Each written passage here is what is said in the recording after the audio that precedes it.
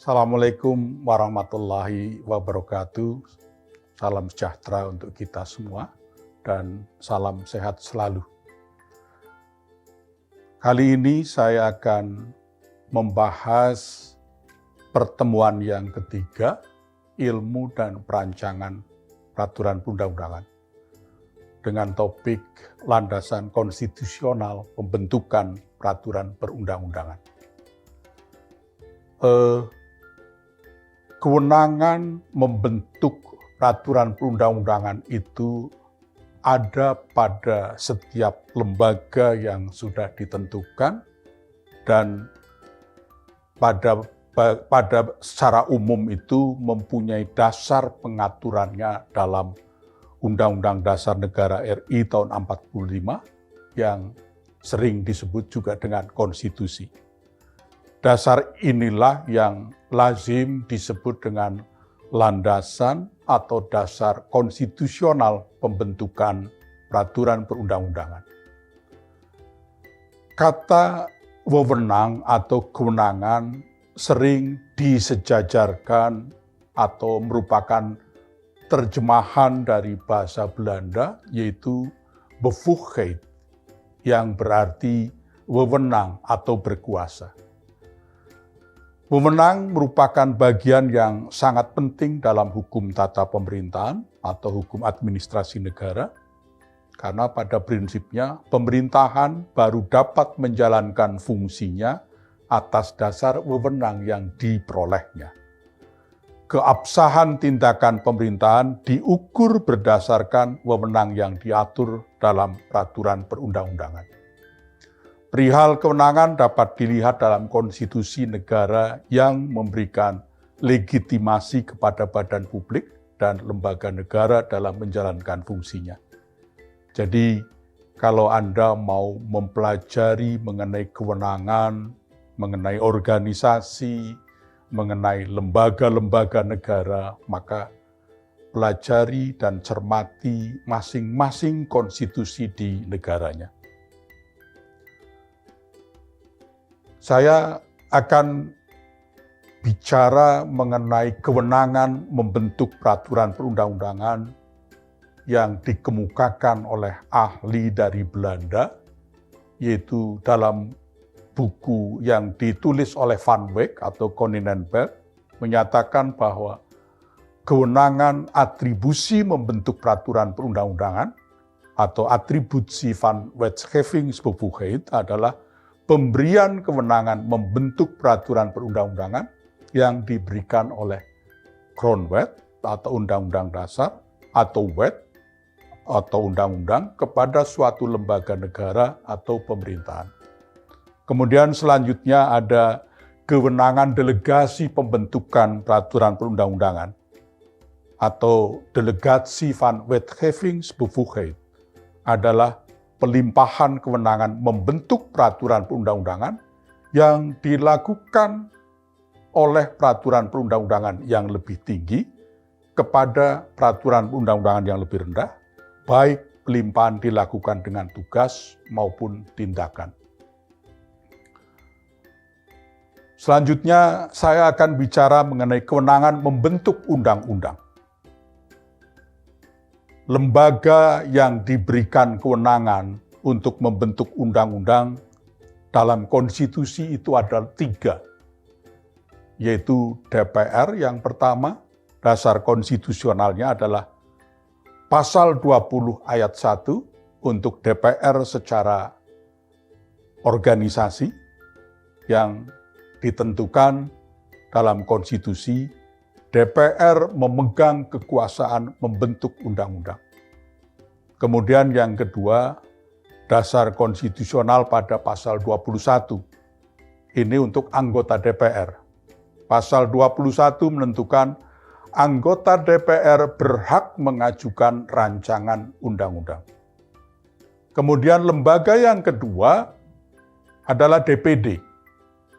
Dasar konstitusionalnya pasal 22D ayat 1 yang menentukan DPD dapat mengajukan kepada DPR RUU yang berkaitan dengan otonomi daerah, hubungan pusat dan daerah, pembentukan dan pemekaran serta penggabungan daerah, pengelolaan sumber daya alam dan sumber daya ekonomi lainnya, serta yang berkaitan dengan perimbangan keuangan pusat dan daerah.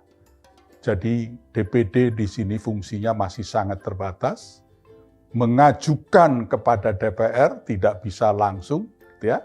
Kemudian substansi yang dijadikan atau yang menjadi kewenangan DPD pun terbatas, yang terkait dengan daerah. Kemudian lembaga yang ketiga adalah Presiden. Dasar konstitusionalnya pasal 5 ayat 1 menentukan Presiden berhak mengajukan rancangan undang-undang kepada DPR. Jadi kalau kita bandingkan dalam konstitusi, maka Presiden kewenangannya lebih besar. Selain berhak mengajukan RUU, Presiden diberikan menyusun, membentuk Perpu, kemudian juga menyusun PP, membentuk Perpres. Sangat luas Presiden kewenangannya. Nah, kewenangan membentuk undang-undang di Indonesia berdasarkan teori pembagian cabang kekuasaan negara dari John Locke dan Baron de Montesquieu, fungsi legislasi atau membentuk undang-undang dilaksanakan oleh lembaga legislatif. Konstitusi negara Indonesia memberikan kewenangan membentuk undang-undang dilaksanakan secara bersama oleh lembaga legislatif, DPR, dan lembaga eksekutif, Presiden. Jadi di sini, meskipun kekuasaan membentuk undang-undang ada pada DPR, tetapi DPR juga tidak mungkin bisa berjalan sendiri tanpa persetujuan bersama dengan Presiden. Kalau kita bandingkan antara ketentuan yang mengatur mengenai pemberian kewenangan membentuk undang-undang sebelum perubahan, pasal 5 ayat 1 menentukan Presiden memegang kekuasaan membentuk undang-undang dengan persetujuan DPR.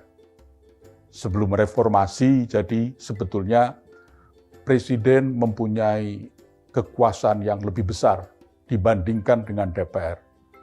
Tetapi pasca amandemen, pasal 5 ayat 1 menjadi Presiden berhak mengajukan RUU kepada DPR. Selanjutnya, dalam pasal 20 ayat 1 Undang-Undang Dasar 45 juga dilakukan perubahan. Yang sebelum amandemen menentukan tiap-tiap undang-undang menghendaki persetujuan DPR.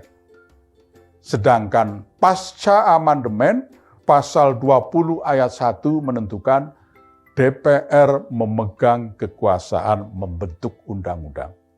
Jadi berdasarkan pasal 20 ayat 1, pemegang kekuasaan membentuk undang-undang ada pada DPR.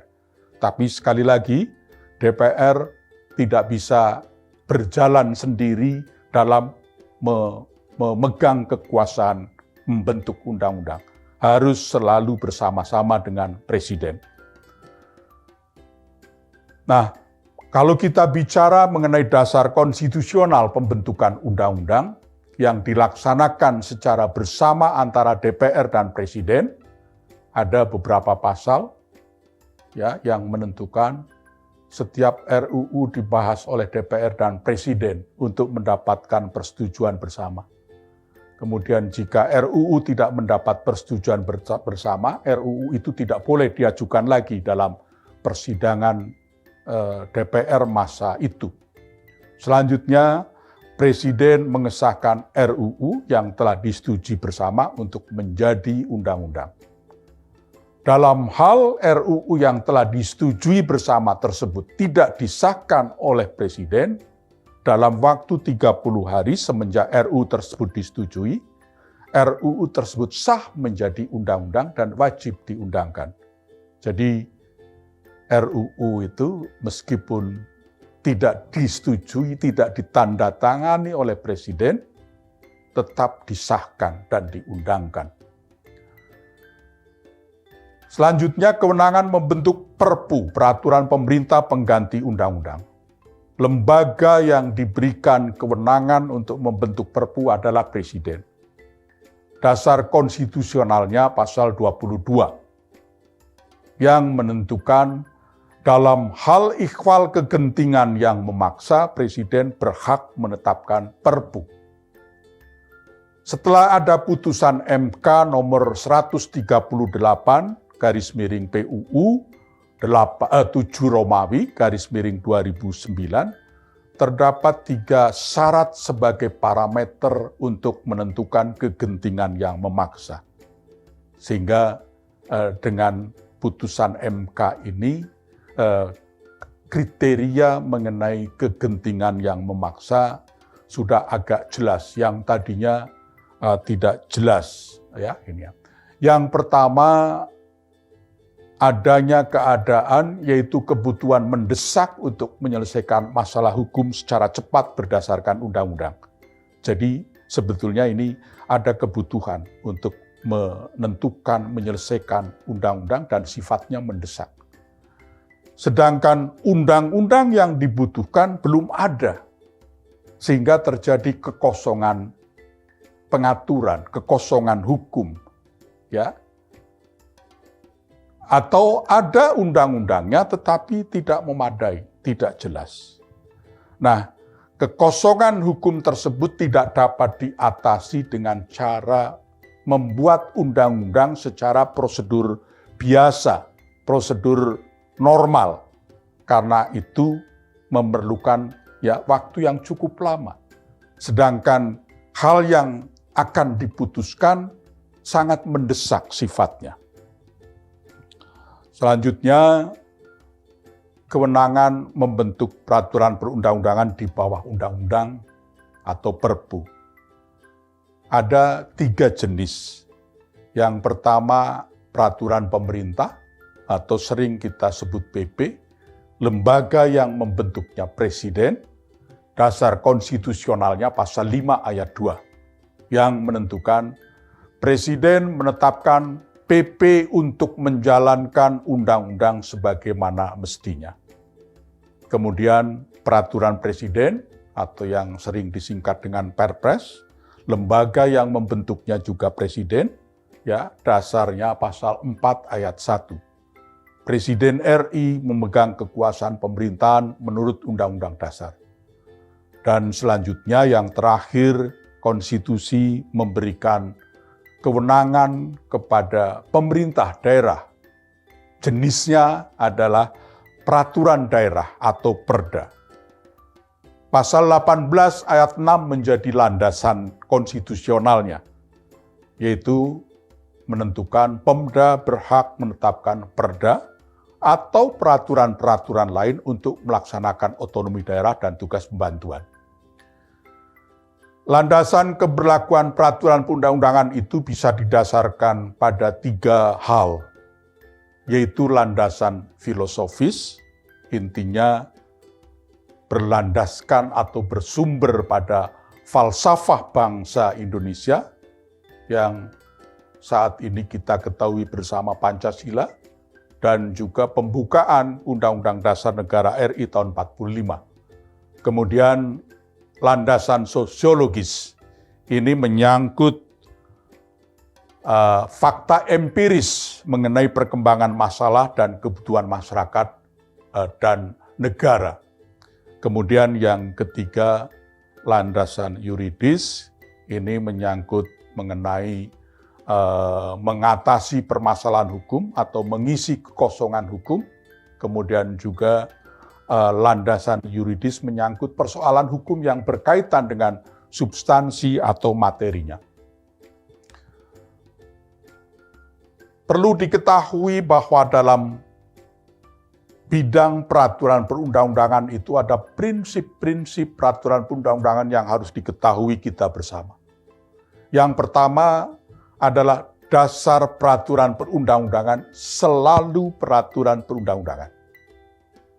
Tidak pernah ada dasar peraturan perundang-undangan itu bukan peraturan perundang-undangan, putusan pengadilan, ya, kemudian putusan Mahkamah Konstitusi, tidak ada. Hukum adat, ya, tidak ada.